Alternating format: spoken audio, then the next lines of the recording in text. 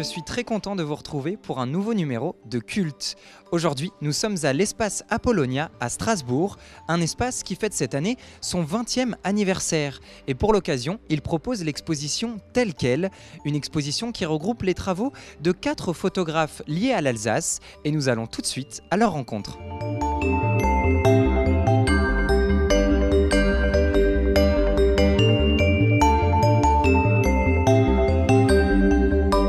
Comment vous avez sélectionné? Qu'est-ce qui vous a inspiré dans ces photographies?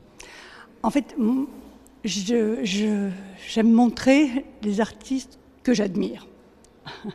Et j'aime montrer leur travail, présenter ce travail. Donc en fait, cet ensemble d'artistes dont le titre est Telle Quelle, en fait, les artistes sont venus avec leurs travaux tels qu'elles sont. Il n'y avait pas un projet avant, c'est pas des œuvres qui ont été conçues pour cette exposition, mais nous avons rassemblé les unes et les autres des œuvres qui pouvaient quelque part se répondre tout en fonctionnant individuellement chacune.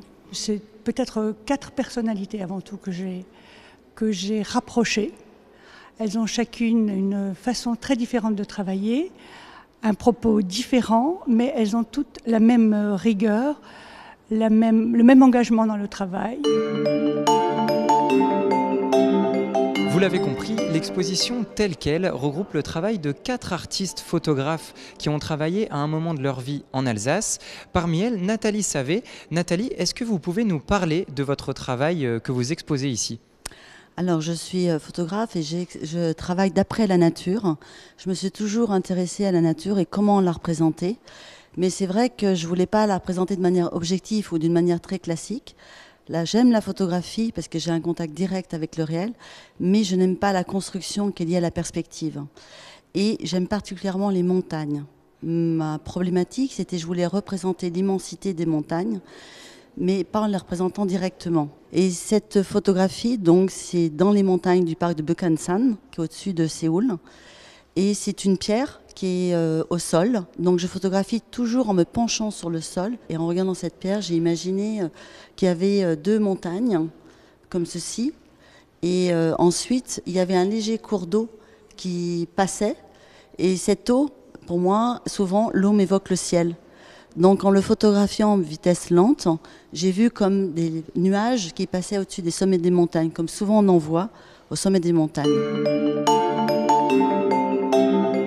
Je n'ai quasiment fait que des autoportraits, entre guillemets, puisqu'on ne me reconnaît jamais sur les images, comme vous pouvez le constater, mais je me suis toujours utilisée comme support, comme matériau, à quelques exceptions près, dont une exposée ici. C'est une des rares séries où je ne suis pas dessus, où c'est un mannequin de vitrine, quoi. J'ai souvent travaillé avec l'eau, j'ai fait pas mal de travaux avec l'eau, c'est un matériau tout à fait magique. Je voyais quelque chose de très mélancolique, de la nuit, la pluie, des bagages, quelqu'un d'assis, comme un espèce de renoncement. Enfin, je fais rarement dans le joyeux.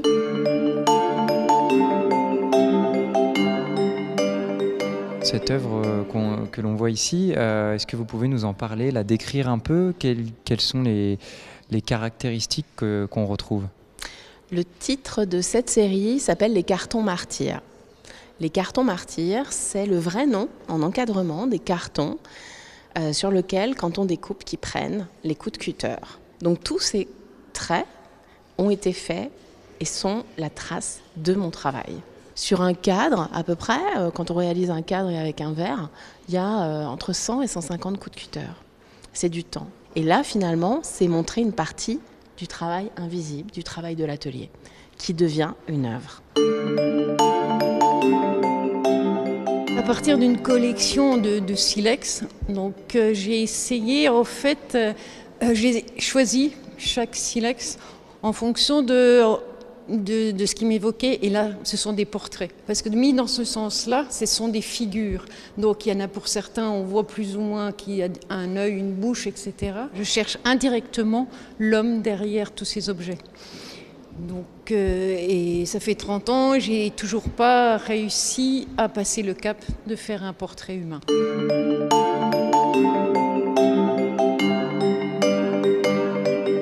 C'est la fin de notre émission, merci à tous de l'avoir suivi. L'exposition telle quelle, c'est jusqu'au 22 avril à l'Espace Apollonia à Strasbourg. Quant à nous, on se retrouve mardi prochain pour un nouvel épisode de Culte. Très bonne soirée à tous.